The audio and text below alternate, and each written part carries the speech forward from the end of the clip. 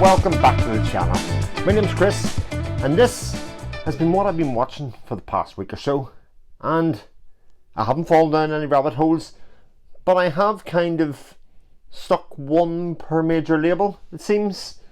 Just has worked out like that, just what has been falling into my lap. But a really interesting week this week, full of lots of different types of films, and that starts with one from Indicator, and an unusual film for them as well, which is Happy Birthday to Me, which is a slasher, or pretends to be a slasher anyway, that tells the story of a group of young people, high schoolish, you know the drill, who are starting to go missing, and they all seem linked to this one character, a female, and something to do with birthdays. I don't know, it's her birthday coming up, so somehow all linked together. You know, this is a bit better than your standard slasher fare. Even if you like slasher films and don't need very much from them, this one actually has at least something else going on in the background, and has a story that pulls together and coalesces together really nicely, even if the end of it is a bit on the ridiculous side. But you can't watch this type of film and not expect anything else from it. But yeah, another great Indicator release, another film that I would probably never have seen, but for it being on the label, and one that I should have probably gotten around to a lot earlier. Next up is my first venture into this box set. It's an Arrow Academy box set, and it is the Taviani Brothers box set, and the first film out of it is Padre Pedro, which is seen here in the cover, and it tells the story of one of his sons, Gavino, who he pulls out of school at a very young age, and because he needs him to work on his farm and to work the land. He basically says that, I mean, schooling is no good for them if they can't eat, if they can't survive and sustain themselves. And Gavino is pulled off and made to work the land that they have. It turns out Gavino's not very good at that, as it turns out, and because he has no education, he is seen as somewhat of the, he's seen as stupid by an awful lot of his family and an awful lot of his peers, because he can't read, he can't write, etc. as it goes on. And so when the family falls on even harder times, when there's a very heavy frost on it, there's not much else for the father to do other than pack these people off. And it's during this, and it's set up very early in the film, that we're told the resolution of this story at the end, and that is the fact that Gavino becomes a very celebrated, a very well qualified and well spoken man, and it really tells you about the story of his progress from those early beginnings right the way through. It's a long film, and I will warn you, it is a film that is very much about mental abuse. The father tortures Gavino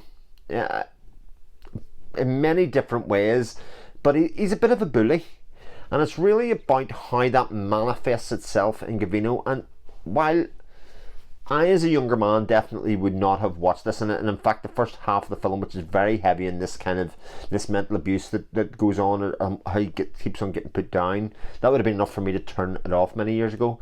But Padre Pedro ultimately comes out as this very feeling of redemption at the end of it that goes along with it, and a really terrific film. It as one of the extras, I will say as well, and one of my favourite types of extras that they are, aside from the making of featurettes that you see enough, is anything that does a Q&A with the directors or the makers of the film. And there's a lengthy part one of a Q&A with the two brothers as they talk about, and it is completely fascinating as it goes through their film history right up to and including Padre Pedro. So an amazing extra that's continued in the other sets. Apparently I haven't got to it yet, but I utterly thought this film was I thought it was utterly incredible. Let's put it that way. Okay, so next up was a Criterion release. We have an Italian movie, we have an American movie, we have a Russian movie. The Koreans Are Flying Nui.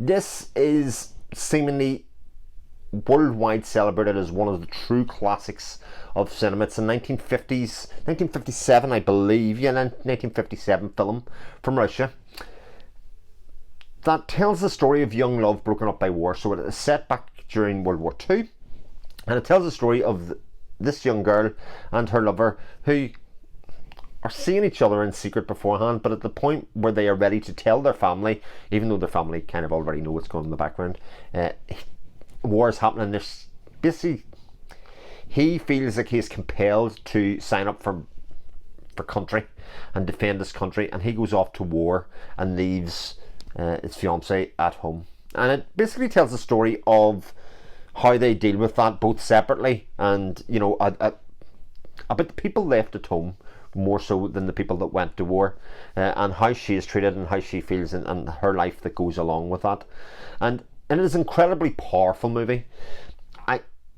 I don't know if I'd subscribe to the fact that it's an all-time classic just yet, even though there are some moments in this film that will blow your socks off about how they did it.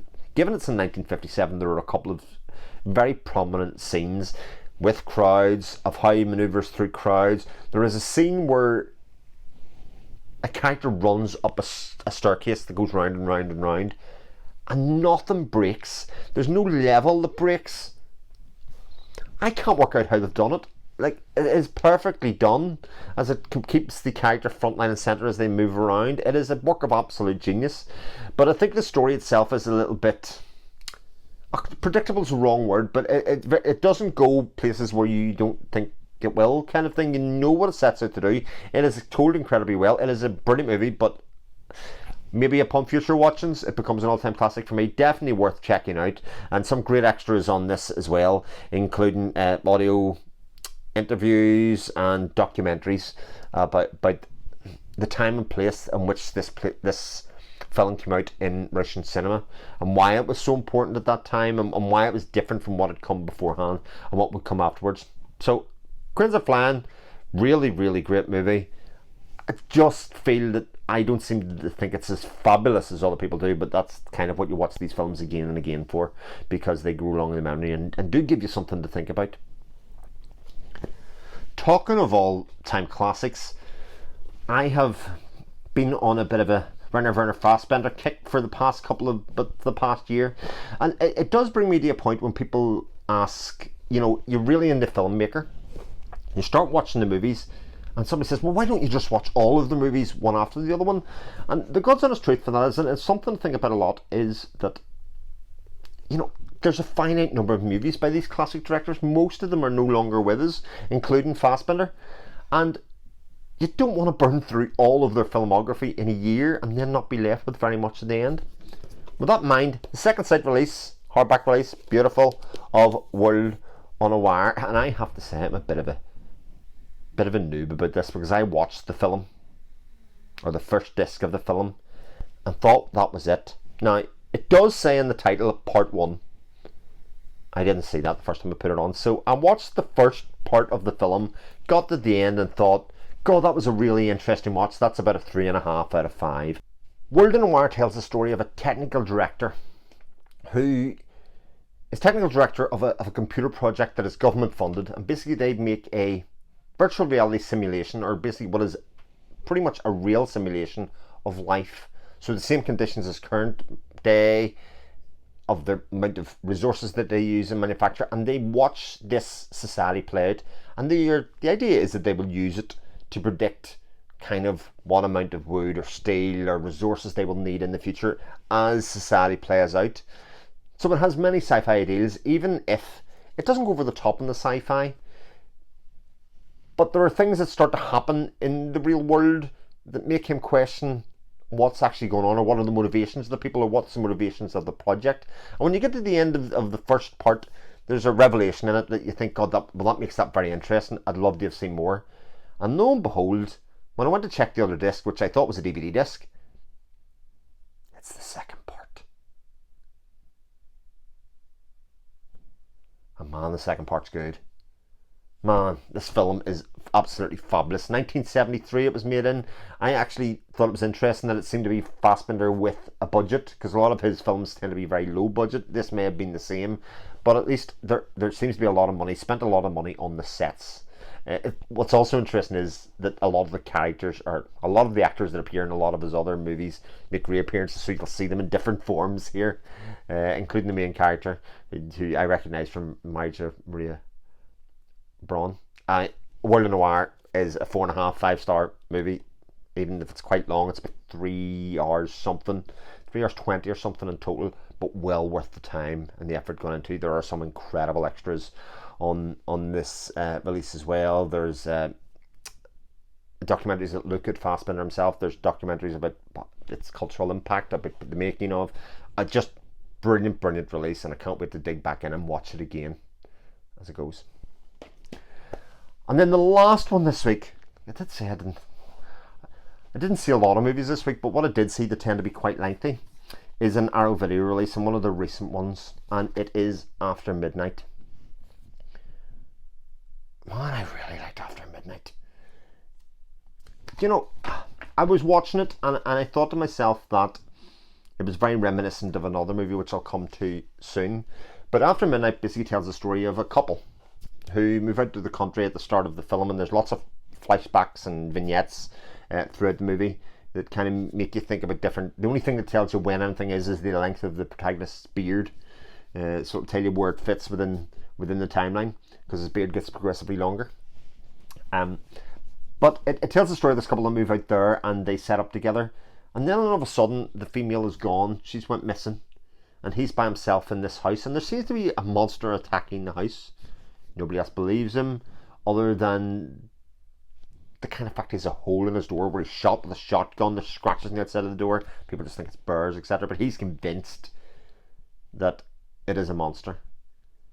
And so this goes, and it's pretty much a one-man show for the most part, as it shows him in isolation trying to deal with the fact that his partner is deserted him as far as he's concerned, and doesn't know where they are, and how he copes on his own, and how it manifests itself in this monster, or is there a monster? You don't really know. And it reminded me a lot of The Endless, if anybody's seen The Endless. And lo and behold, about 20 minutes in, there's a character comes on the screen, and it's Justin Benson, one of the writers directors of The Endless. And at that point I realised there was more than just a passing similarity to these movies, not necessarily in script or anything, but in tone. If you think back to The Endless was again about this unknown, is it a monster or isn't a monster? I think that's kind of where it comes from. And like I say, Justin Benson acts as a law official in this, who is the brother of the female partner, the female protagonist. And I really like this movie. I mean, if I looked in Letterboxd, it's about a 3.1. I rated it much higher than that. It's written and directed by the main star, which is Jeremy Gardner, who has help from the director, etc., that goes with him. They did kind of did it as a partnership together, and it is produced by Benson and Moorhead, predominantly from who did The Endless, etc. And you know, it's a horror movie of sorts. It's a horror movie with a real story about real people. There's an absolutely incredible scene which they shoot framed in her doorway. There's a 14-minute take with just the two of them talking back and forward, and it is absolutely, it's captivating. You couldn't take your eyes off the screen for 14 minutes. Like The Endless, the extras are outstanding. There is their first film, which is Battery, on it, which I haven't got seen yet, but I'm looking forward to it. It's very low budget zombie-ish type of film. But there's also Q&As from one of the showings where people in the audience get to ask questions. Fantastic. There's a little featurette where they go and try and find scooters to get home, that results in them having to get an Uber. Hilarious. I really like all that stuff. There's also an audio commentary that I haven't got around to watching again, but I will, because it's only an hour 23, so it's not a long watch. It also has an absolutely smashing jump scare in it as well. I was beside the wife who was sleeping in bed watching it, had my headphones on, and honestly my whole body top to bottom did the whole shook from my head first, shook down, shook my legs. It just seemed to rattle throughout my body. It was absolutely brilliant. Not that I'm a big fan of jump scares, but when you get a good one, it's all about time, and it's all about I just thought it was great. So that's my watch list this week. What have you been watching? Have you seen any of these? I'd be particularly glad to hear if anybody's seen After Midnight.